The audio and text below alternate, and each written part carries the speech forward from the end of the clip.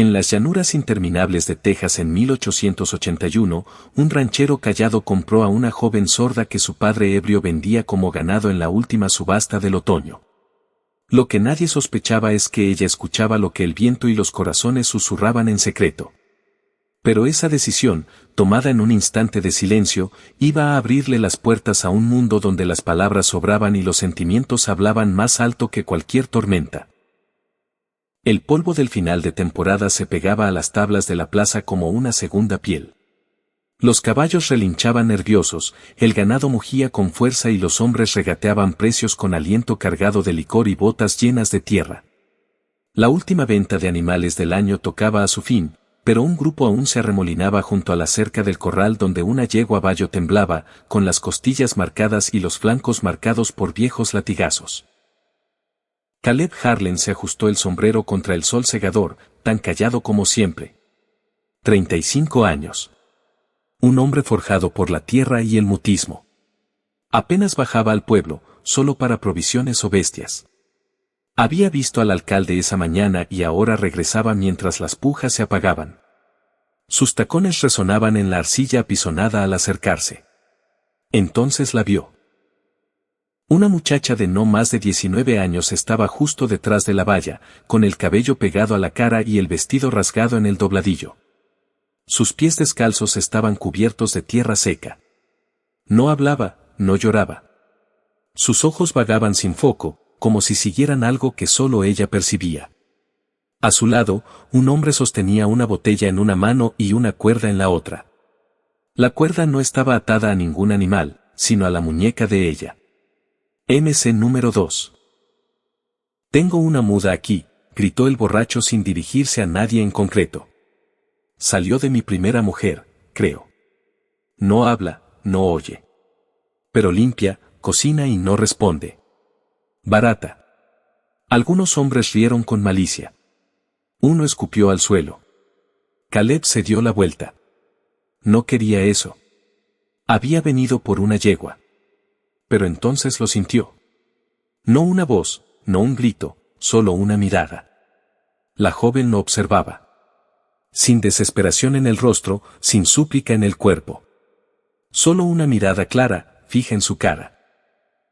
Y en esa mirada había algo que él no veía desde hacía mucho, comprensión, o tal vez el reflejo de su propia soledad.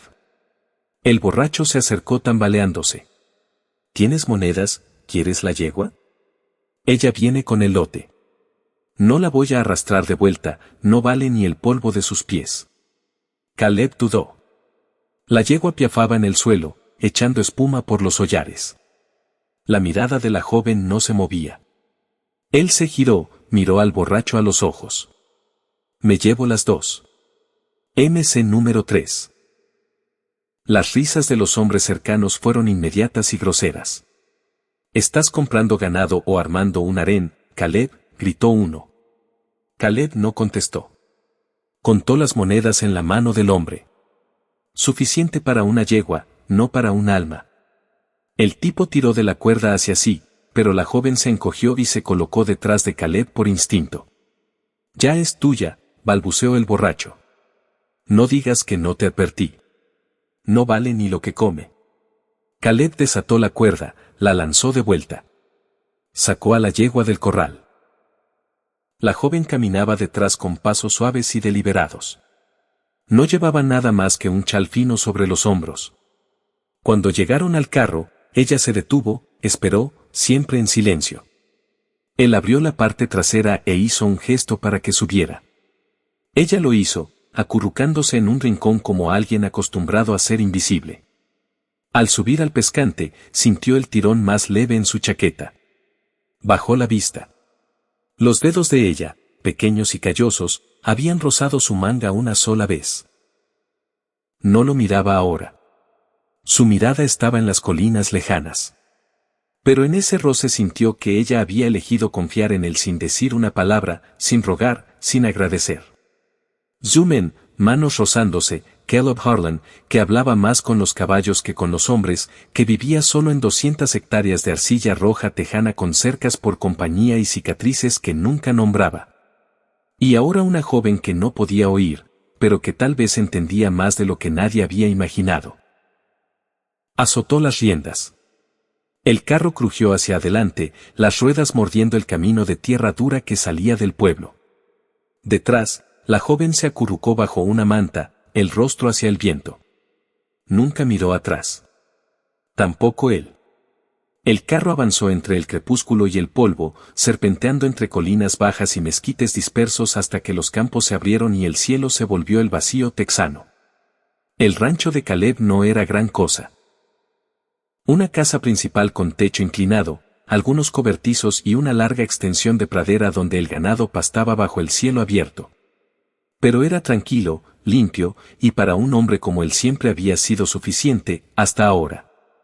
MC número 4, ayudó a la joven a bajar del carro, sin saber si huiría o se quedaría congelada, pero ella pisó el suelo con ligereza. Sus ojos recorrieron la tierra, no con miedo, solo con atención, como si catalogara todo sin pedir permiso. Dentro de la cocina, Caleb avivó el fuego y señaló la tetera. Ella sintió y se movió hacia allí sin dudar, encontrando las tazas de hojalata y el cucharón como alguien que siempre había pertenecido al fuego y al hambre. Aún así, no había emitido un sonido. Después de la cena, él le entregó un trozo de tiza del armario y golpeó el marco de madera junto a la mesa. «Nombre», dijo despacio. Ella lo miró un largo rato, luego se agachó junto al marco. Con dedos cuidadosos trazó un solo nombre en letras suaves e inclinadas. Emmeline, leyó él una vez, luego otra. Amolan, repitió en voz alta, probando cómo sonaba en el aire. Ella no sonrió, pero se levantó y caminó hacia el granero oscuro. MC número 5, a la mañana siguiente, Caleb la encontró en el establo, agachada junto a la misma yegua maltratada. El animal apenas había comido desde la subasta, con la pata trasera hinchada por una vieja lesión. Emmeline pasaba un paño húmedo por el flanco de la yegua, susurrando con las manos, no con palabras, no con señas, solo con el ritmo cuidadoso de quien escucha con las palmas y la respiración. Caleb se quedó en la puerta del establo, brazos cruzados. Había visto peones experimentados recibir coces por menos, pero la yegua permanecía quieta, temblando solo un poco, y dejaba que la joven le vendara la pata con paciencia silenciosa. Tal vez no podía oír, pero sin duda entendía. Ese día, Caleb le asignó tareas simples. Fregar los tablones del piso, hervir agua, limpiar la sala de aperos. Ella las hizo sin queja, sin preguntar, sin un solo sonido. Cada noche dejaba tiza para ella y ella escribía notas en los márgenes de su mundo. Tocino bajo, perro cojeando, viento huele a tierra seca. Nunca hablaban, pero el silencio no se sentía vacío, hasta que llegó la tormenta. Empezó como la mayoría de las tormentas tejanas, lenta y engañosa. Una brisa caliente subió al atardecer, rozando la hierba alta como un aliento de advertencia. Caleb miró el cielo, vio una línea de nubes lejanas, pero no le dio importancia. Estaba en el cobertizo del ganado cuando ella apareció. Emmeline, descalza, con el cabello salvaje, la respiración rápida pero muda. Agarró su manga y tiró con fuerza. ¿Qué?, preguntó él, sobresaltado. Ella señaló hacia arriba, las manos temblando, los ojos diciendo lo que su boca no podía. Abajo. Él dudó a mitad de revisar un ternero enfermo, pero algo en su mirada lo puso en movimiento. Ella tiró de nuevo hacia la puerta del granero, lejos del corral. Entonces ocurrió. Un crujido. No, un estallido. El mundo se partió en dos cuando un rayo cayó del cielo, golpeando el árbol que se alzaba justo detrás del cobertizo del ganado. La explosión sacudió la tierra. Chispas volaron. El árbol estalló en llamas y se derrumbó con un gemido que sonaba como el cielo llorando. Caleb retrocedió tambaleante. Los terneros berreaban de terror. El humo subía al cielo. La miró. Emmeline estaba congelada justo fuera de la puerta, el rostro iluminado por el fuego parpadeante, los ojos firmes, el pecho subiendo rápido. MC número 6, ella lo había sabido. No lo había adivinado, no lo había sentido después de que el viento subiera. Lo había sabido antes del trueno, antes de que el aire cambiara. Caleb caminó hacia ella despacio, aún medio en shock. ¿Cómo lo supiste? Pero ella solo lo miró. Silenciosa, segura. Esa noche, después de apagar el fuego y calmar a los animales, se sentó junto a ella en la mesa de la cocina. Sin tiza esta vez, sin palabras, solo un hombre con las manos sobre la madera y una joven que no podía hablar. Y sin embargo, de alguna manera, ella había escuchado algo que nadie más podía. No truenos, no viento, sino la advertencia dentro del mundo. Caleb se dio cuenta por primera vez en años de que no estaba solo. Miró sus manos cruzadas en el regazo. Emmaline, dijo de nuevo. Ella levantó los ojos para encontrarse con los suyos. El silencio respondió. Y fue suficiente. Desde la tormenta, Caleb empezó a prestar más atención, no con desconfianza, sino con la curiosidad callada de un hombre que había vivido demasiado tiempo en el silencio y ahora se encontraba mirando algo que no podía explicar y tal vez no quería. Emmaline nunca hablaba. Nunca hacía señas, nunca escribía mucho más que su nombre. No tenía libros, no tenía educación formal, no tenía palabras. Y sin embargo, había días en que parecía entender más que cualquiera que él hubiera conocido. SFX, viento suave, una mañana, cuando la vaca principal estaba sola en el pasto sin comer, Caleb lo atribuyó al frío. Tomó nota para vigilarla. Pero Emmaline se movió sin dudar. Llevó paja al corral de parto, sacó agua con hojas de menta del pozo y se quedó junto a la vaca, acariciando su vientre en círculos lentos y medidos. Al atardecer, la vaca estaba de parto. Ella lo había sabido. De alguna forma lo había sabido. Caleb no dijo nada, pero la observó. Esa noche no pudo dormir. Al día siguiente lo intentó de nuevo. Regresó del pueblo con tensión en los hombros, el peso de la vieja historia cargado en la espalda. El sheriff había hablado con medias verdades y advertencias sobre reclamos en la tierra. Susurros de que su padre había tomado más de lo que le correspondía durante la guerra. Derramamiento de sangre, desplazamientos, culpa. Nada nuevo, pero nunca dejaba de doler. No le dijo una palabra a Emmaline, pero cuando se sentó en el escalón delantero, mirando el crepúsculo que caía, ella se acercó y se paró a su lado. No habló. Solo colocó una mano en su hombro, ligera como una brisa, firme como el aliento. Después de un largo momento, Caleb murmuró, ¿cómo supiste que siento vergüenza por esta tierra, vergüenza por lo que mi padre hizo para conservarla? Los ojos oscuros de Emmaline buscaron los suyos. Luego, despacio, levantó la mano y la colocó sobre su pecho, justo sobre el corazón. Después de eso se giró y caminó hacia el viejo roble donde descansaba la tumba de su padre, silenciosa bajo el cielo texano. Nunca había leído la piedra, nunca había hecho preguntas, y sin embargo lo sabía. MC número 7, por las noches Caleb se revolvía en la cama, sudando a través de un sueño de cañones y colinas quemadas. La voz de su padre llegaba a través del humo, áspera, orgullosa, temblorosa. Te di la tierra, Caleb, y te di la sangre que tiene. Caleb despertó sobresaltado, la respiración fuerte en la quietud, y entonces la vio. Emmaline estaba sentada en una silla junto al hogar. Había encendido una sola vela. En la luz parpadeante, su perfil parecía tallado en sombra y gracia. Sobre la mesa junto a la vela había un pañuelo azul descolorido, con encaje cosido a mano. De su madre. Caleb no lo había visto en 10 años. Había estado guardado en un baúl de cedro. Nadie más lo tocaba. Se incorporó. ¿Cómo? Emmaline no lo miró. Se levantó sin ruido y caminó hacia la puerta. No necesitaba explicar. Él había escuchado algo que nadie más podía. No palabras, no recuerdos, sino dolor, duelo, el peso silencioso de la culpa apretado entre las costillas. El sonido desgarrador del corazón de un hombre rompiéndose cuando era demasiado orgulloso para dejarlo oír. Y en su silencio, ella respondió. Ella escuchaba. Y por primera vez en la vida de Caleb, no temía por su tierra, ni por su legado, ni siquiera por su alma. Temía perder a la única persona que sabía lo que sentía antes de que él dijera una palabra. El primer rumor llegó de la esposa del herrero.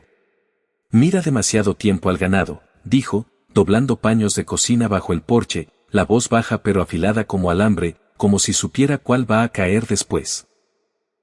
Al final de la semana, el hijo del predicador echó más leña al fuego. Tocó nuestra cabra, contó a un círculo de oídos curiosos. Y 2 días después, parió demasiado pronto. Eso no es natural. Nadie había oído nunca a Emmaline hablar. Y cuanto menos palabras daba, más parecía el pueblo ansioso por llenar su silencio con miedo. En la tienda general, una mujer jaló a su hijo detrás de ella cuando Emmaline pasó, aunque solo iba por harina. En la oficina de correos, alguien escupió cerca de sus pies. La mayoría de los días ella mantenía la cabeza baja. Nunca se inmutaba. Carol Kellogg veía cómo sus dedos se cerraban más fuerte alrededor de la cesta en sus brazos y cómo sus pasos se volvían más silenciosos, como si intentara desaparecer de un suelo que se negaba a olvidar. No le hablaba de eso a ella, y ella nunca preguntaba por qué el mundo no soportaba ver bondad callada. Pero una tarde, cuando el hijo de un peón cayó con fiebre alta, rostro rojo y convulsiones en el sueño, no fue el doctor quien llegó. Fue Emmaline. Entró suavemente al granero donde yacía el niño. No pidió permiso. Solo se arrodilló junto al catre, colocó una mano en el pecho del niño, luego en su frente, y cerró los ojos. Cuando los abrió de nuevo, salió, cortó 3 tipos de hierbas de la pared de secado de Caleb, lavanda, manzanilla y tabaco de conejo, y regresó con un paño caliente. El niño bebió las hojas en infusión en silencio. Al amanecer estaba sentado, con hambre otra vez. Su madre lloró, sostuvo la mano de Emmaline con agradecimiento tembloroso. Pero al día siguiente se la oía susurrar en el pozo. No preguntó cuáles eran los síntomas del niño, ¿cómo lo supo? ¿Cómo lo supo? El miedo ya no era callado. 3 días después llegaron con antorchas, no encendidas, pero llevadas como promesas. 8 hombres y mujeres, botas levantando polvo, se plantaron en la puerta del rancho de Caleb. El más viejo, el señor Wises, un hombre cuya propia hija no le hablaba desde hacía años, dio un paso adelante. «Queremos que se vaya», dijo. «Esa chica oye cosas que no debería». Caleb se paró en la puerta del granero, brazos cruzados sobre el pecho. No se había afeitado en días y su rostro era duro como la madera que tenía detrás. «Es muda», dijo. «Eso no es lo mismo que sorda», espetó Wises. «Ve lo que viene antes de que el cielo cambie. Habla con los animales como si le respondieran. Un novillo mío cayó muerto la semana pasada y ella fue la única que lo tocó, ¿crees que lo maldijo? Yo creo que ella está maldita, punto». Un murmullo recorrió la multitud. Dentro de la casa, Emmaline estaba detrás de la cortina. Había oído la grava crujir bajo sus botas. Había visto sus rostros torcidos, no con odio, sino con algo peor, certeza. Se movió para abrir la puerta, pero Caleb levantó una mano. Dio un paso adelante, las botas hundiéndose ligeramente en el barro que se descongelaba, y los enfrentó de frente. Salvó la vida de un niño. Tal vez ella fue quien le dio la fiebre en primer lugar, escupió una mujer. Caleb no levantó la voz. No tuvo que hacerlo. Es la única persona que conozco que escucha, dijo. No con los oídos, con las manos, con la respiración, con toda su maldita alma. La multitud se quedó quieta. He vivido 35 años, continuó, voz baja pero firme. Y puedo contar con los dedos de una mano las personas que realmente me han escuchado. No solo mis palabras, sino mis silencios, mis arrepentimientos, mi duelo. Y ella lo hizo sin decir una sola cosa. Se giró ligeramente, sus ojos recorriendo a todos. ¿Quieren echar a alguien por ser diferente, por ver el mundo que les da miedo enfrentar? Bien, pero tendrán que pasar por mí. Wises abrió la boca, luego la cerró. Nadie se movió. Luego, despacio, la multitud se dispersó, antorchas sin usar, botas pesadas. Esa noche el rancho estuvo silencioso excepto por el viento. Dentro, Emmeline colocó una olla de sidra caliente en el fuego, luego se acercó a Caleb en la mesa. No hizo señas, no escribió, ni siquiera lo miró. Pero después de un momento extendió la mano y descansó los dedos sobre la de él. No era agradecimiento, era reconocimiento. Él giró la palma hacia arriba, curvó los dedos suavemente alrededor de los de ella, y juntos en la quietud escucharon el crepitar de la madera, el susurro de la noche y el lazo que crecía entre dos almas que nunca necesitaron palabras para hablar. Quote, el silencio no está vacío cuando alguien te escucha de verdad. La primera nevada de diciembre llegó callada y lenta, como alguien extendiendo una manta sobre todo lo que había ardido o roto.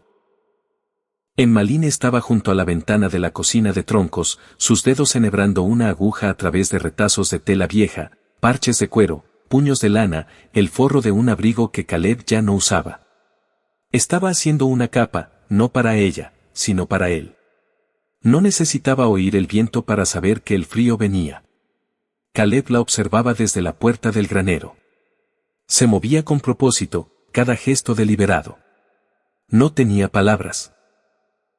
Pero en las semanas desde que la gente del pueblo se había alejado y él había elegido mantenerla allí, su mundo había encontrado ritmo otra vez. Preparaba café cada mañana antes de que el cielo se volviera gris. Forraba el gallinero con agujas de pino. Cepillaba los caballos en círculos lentos y entrenaba a los potros con gestos que ningún vaquero había pensado probar. Nunca había visto animales responder así a alguien. Se quedaba quieta el tiempo justo para que un potro nervioso se acercara. Luego levantaba una sola mano, lenta y abierta, y esperaba. Y de alguna forma siempre le respondían. El silencio alrededor del rancho ya no se sentía como soledad. Se sentía como escuchar. Una tarde tardía, Caleb cabalgó hacia la cresta, revisando las cercas antes de la tormenta que ambos sabían que venía. La luz apenas empezaba a bajar cuando su caballo se asustó. Una piedra suelta tal vez, o un olor en el viento, y se encabritó. Lo arrojó con fuerza, cayendo de hombro primero en la tierra helada. El aliento se le escapó del pecho. Por un momento no sintió nada más que el pulso palpitante de dolor donde el brazo golpeó una raíz saliente. Se puso de pie tambaleante, sangrando del codo. El cielo se oscurecía rápido.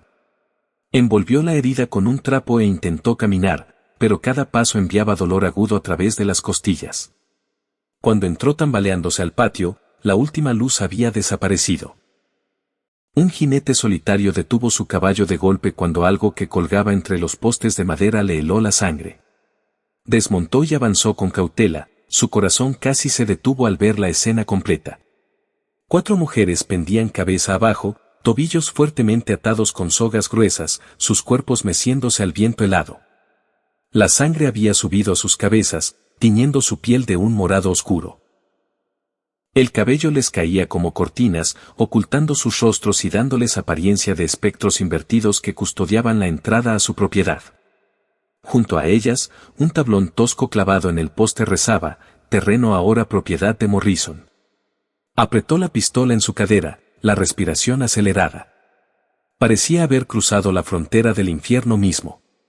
Sin embargo, al agacharse a examinarlas, sus dedos encontraron piel aún tibia y leves temblores. Seguían vivas. Vivían de la forma más frágil e increíble, como llamas diminutas resistiendo el último soplo de viento antes de apagarse. Sacó su cuchillo y cortó cada cuerda, sosteniendo cada cuerpo inerte al caer de los ganchos. Se preparó para cargar el peso de 4 vidas al borde del abismo, sin sospechar que ese gesto de piedad lo arrastraría a una guerra mucho más feroz que cualquier batalla que hubiera sobrevivido. Lo que entró esa noche en la cabaña iba a desatar un conflicto que nadie esperaba. Jericho Hall llevó a la primera mujer al interior de la vieja cabaña de madera. La puerta gimió al abrirse, como si protestara por el regreso de su dueño legítimo. El aire estaba cargado de humedad, hollín y madera podrida. Pero no había tiempo para eso. 3 cuerpos más al borde de la muerte esperaban afuera y reclamaban su ayuda urgente. La acostó con cuidado sobre el piso de tablones y encendió rápidamente un fuego en la chimenea. Cuando las brasas negras prendieron, una luz cálida se extendió por la habitación, alejando el frío mortal que la invadía. Volvió a la entrada y levantó a la segunda. Parecía no pesar nada, solo piel y huesos. Su cuerpo estaba tan maltrecho que apenas se aferraba a la vida.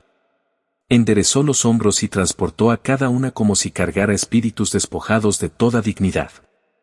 Al llegar a la cuarta, sus brazos ardían y el aliento le faltaba, pero no se detuvo. Una vez que las 4 estuvieron junto al fuego, se arrodilló y las revisó con las mismas manos que alguna vez habían salvado compañeros en el campo de batalla. La primera tenía un pulso débil pero constante. La segunda, con mechones rojos enredados como una llama extinguida, respiraba con dificultad, el cuerpo rígido por el dolor. La tercera tenía las manos heladas, como si una ráfaga pudiera llevársela para siempre. La última mantenía los ojos cerrados con fuerza, pero abrazaba una vieja bolsa de cuero cruzada al pecho incluso después de todo aquello. Jericho notó de inmediato que protegía algo crucial. Trajo un recipiente con agua, mojó un paño y limpió suavemente las marcas rojizas de cada rostro hinchado. Masajeó sus brazos y piernas para reactivar la circulación. Lágrimas calientes rodaron por las mejillas de la rubia cuando él liberó con cuidado sus dedos agarrotados. «Aguanten, ya están a salvo», murmuró Jericho, aunque dudaba de cuán seguro era realmente aquel lugar. La pelirroja se estremeció de pronto y soltó una tos seca y desgarradora que parecía arrancar el último resto de su angustia. Su cuerpo temblaba sin control. Jericho acercó una taza de agua tibia a sus labios mientras el calor llenaba la estancia. Las mujeres empezaron a despertar, cada una a su ritmo. Los primeros ojos que se abrieron fueron los de la morena de cabello negro, mirada afilada como navaja. Intentó incorporarse, pero Jericho apoyó una mano suave en su hombro. «Tranquila. Soy Jericho Hall. Las encontré en la entrada».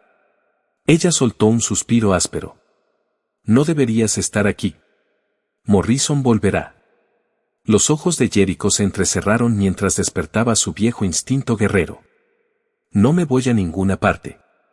Pero ahora lo primero es seguir respirando». Las demás iban y venían de la conciencia como almas luchando por regresar al mundo. Cuando la última, Juniper, entreabrió los ojos aún aferrada a la bolsa, susurró algo que congeló el ambiente. «Lo que hay aquí dentro es lo que más teme». Jericho observó la gastada bolsa de cuero. No sabía qué contenía, pero entendió una cosa: esa noche el mal había mostrado su rostro y él, sin quererlo, se había puesto del lado de sus presas. Esa elección lo cambiaría todo. El fuego crepitaba abajo, su luz bailando sobre 4 rostros que acababan de regresar del borde de la muerte. Las marcas en muñecas y tobillos seguían frescas. El olor a soga quemada aún impregnaba su cabello. Jericho se sentó en un taburete bajo, espalda contra la pared. El silencio duró varios minutos largos. El dolor y el miedo espesaban el aire como humo hasta que la mujer de cabello negro, evidente líder natural, rompió el silencio. Se incorporó con esfuerzo, su mirada fría y cortante fija en él. «No nos robaron ni nos secuestraron. Nos condenaron a muerte». Jericho frunció el ceño. «¿Condenaron?». La pelirroja soltó una risa amarga y rota que la hizo doblarse de dolor. «Exacto. Morrison quería exhibirnos como lobos cazados por robar ganado. Un mensaje para todo el pueblo: desafíenme y mueran». Jericho sintió que la ira le subía a las sienes. El juez Morrison siempre había tenido fama de mano dura, pero lo que escuchaba ahora olía a algo mucho más salvaje, una bestia disfrazada de toga judicial. La mayor, de cabello castaño profundo, habló con voz serena pero cargada de furia contenida. No solo robaba tierras. Convertía la ley en un látigo. A quien se resistía, le inventaba deudas imposibles de pagar. La rubia, aún acurrucada bajo una manta, añadió con voz temblorosa: «Mi padre solo se retrasó con los impuestos de invierno». Morrison cuadruplicó la suma, sumó multas, intereses, y se quedó con nuestra casa. Se cubrió el rostro mientras sollozaba. «Murió la noche que nos echaron». Morrison lo llamó accidente. Pero nosotras sabemos la verdad. Quiere que toda mujer pobre sea su propiedad. La pelirroja apretó los puños. Formamos un grupo secreto. Recolectábamos registros falsos y rastreábamos su red de tráfico. Miró a Juniper. Su esposa no desapareció porque huyera. Juniper abrió la bolsa y colocó su contenido sobre la mesa: fajos de documentos, copias de libros de cuentas, listas de desaparecidos y un sobre lacrado. Esto vino de Nora Bucket, la única escribiente con conciencia que quedaba. Ella lo sabía todo. Morrison la encerró para callarla. Jericho miró el sobre con el nombre de Morrison estampado en cada hoja. Esos papeles podían sepultar a un juez. Juniper prosiguió. Nora escapó herida y nos entregó su testimonio completo para llevarlo al gobierno federal. La mayor juntó las manos con fuerza. Esa misma noche nos encontró Morrison. La pelirroja escupió al suelo. No nos mató de inmediato. Nos colgó en la entrada de la cabaña de tu abuelo para reclamar la tierra antes del golpe final. Jericho apretó la mandíbula. El silencio se hizo pesado. Estaba claro, no eran simples víctimas. Portaban la prueba capaz de incendiar todo el imperio de Morrison, y desde el instante en que abrieron los ojos, Jericho había sido arrastrado al ojo de la tormenta. MC3, afuera, el viento de la montaña gemía entre las rendijas como el llanto de un bosque antiguo. La pequeña cabaña se alzaba sola en la oscuridad inmensa, un frágil refugio de madera a punto de ser devorado. Pero dentro, 4 mujeres y un hombre decidido la estaban convirtiendo en una fortaleza. La líder morena se puso de pie lentamente, piernas aún temblorosas, pero mirada afilada como siempre. No queda mucho tiempo. Morrison regresará antes del amanecer. La pelirroja golpeó la mesa con la palma. Juro que pagará esta noche. Su sangre manchará esta tierra. La mayor la sujetó con suavidad pero firmeza. Esto no es venganza, Rose. Es supervivencia. Si viene, resistimos. Juniper revisó la bolsa otra vez, tratándola como reliquia sagrada. Jericho preguntó en voz baja si había algo más dentro. Ella respondió que Nora les había dado un último recurso para usarlo solo cuando no quedara salida. No insistió. Lo comprendió. Esa noche ya no era solo cuestión de sobrevivir, era una batalla entre luz y tinieblas. Se pusieron manos a la obra. Apilaron muebles, cajones y armarios contra ventanas y puerta principal. La pelirroja llenó botellas vacías con queroseno y las convirtió en bombas incendiarias. La mayor revisó las municiones. Solo 3 armas funcionales, más un cuchillo de caza viejo y un hacha. La rubia, con manos todavía temblorosas, reunió agua, vendas y ungüentos en un rincón que convirtió en enfermería improvisada. Jericho se quedó solo en la puerta, mirando la negrura infinita. Recordó ecos de guerras pasadas libradas por extraños y órdenes lejanas. Esta vez luchaba por las personas que respiraban a su lado. Les ofreció una ruta de escape por la cresta. La líder lo miró fijo. Hemos huido toda la vida, Jericho. Esta vez nos plantamos. La pelirroja alzó la barbilla. Y si Morrison llega, se las verá con los 5. Jericho vio en sus ojos una determinación más ardiente que cualquier miedo que hubiera presenciado en el frente. A medianoche la cabaña ya era un baluarte, la luz del fuego pintaba sus rostros como guerreros de leyenda. La rubia preguntó en voz baja si creía que saldrían con vida. Jericho apoyó la mano en el viejo rifle de su abuelo. Creo que si Morrison pisa esta tierra, tendrá que pasar por encima de todos nosotros primero. Entonces llegó el sonido de cascos, primero uno, luego varios, luego muchos. La líder empuñó su arma. Ya vienen. Jericho respiró hondo. La tormenta llegaba antes de lo previsto, y esa noche la vieja cabaña se convertiría en campo de batalla. Gracias por acompañarme en este relato. Dime en los comentarios desde qué parte del mundo me escuchas. Si esta historia te llegó al corazón, dale like y suscríbete a Relatos del Viejo Oeste para apoyar más cuentos como este. Te deseo paz y seguridad donde quiera que estés. El cielo aún estaba oscuro, pero finas rayas rojas del amanecer ya cortaban el horizonte gris helado. Jericho vigilaba desde la ventana mientras el trueno de muchos cascos se acercaba. Al menos 30 jinetes coronaron la loma, rifles brillando en la luz temprana. En el centro cabalgaba Morrison sobre un enorme caballo negro, rostro de depredador puro. Gritó un ultimátum: entreguen a las mujeres o verán la cabaña arder con ellas dentro. La pelirroja lo ridiculizó con sarcasmo hasta que Jericho la apartó. Respondió que nadie cruzaría el umbral sin dejar sangre en el suelo. Morrison dio la señal. La descarga estalló como trueno. Balas destrozaron las paredes. Los defensores tomaron posiciones. El primer disparo de Jericho derribó a un jinete. La pelirroja lanzó una botella llameante que creó un muro de fuego. La rubia luchaba por recargar pero no abandonó su puesto. Jericho se movía entre ventanas con precisión mortal. Una trampa improvisada en la puerta acabó con otro atacante. MC5, la humilde cabaña se había transformado en una trampa letal para un ejército de asesinos. Humo y gritos llenaban el aire, pero dentro reinaba una extraña calma. Jericho recargó. No retrocederán. La líder contestó. Entonces le enseñaremos que esta es una pelea que no puede ganar. Juniper se levantó, aferrando la bolsa. Es el momento. Reveló el testimonio lacrado. Las mujeres comprendieron que la escribiente que lo escribió ya estaba muerta. Esas páginas llevaban sus últimas palabras acusando a Morrison de asesinato, tráfico y falsificación. Jericho decidió mostrar la prueba. Lanzó el sobre por una abertura rota. Cayó a los pies de Morrison. Al leer su nombre en la letra de la mujer que creía silenciada para siempre, la duda se extendió entre sus hombres. Algunos retrocedieron. Morrison rugió y hasta disparó contra uno de los suyos para frenar la deserción. Ese acto de traición fue la grieta que rompería su dominio. Jericho vio la debilidad y salió para atraer el fuego, confiando en que las mujeres lo cubrieran.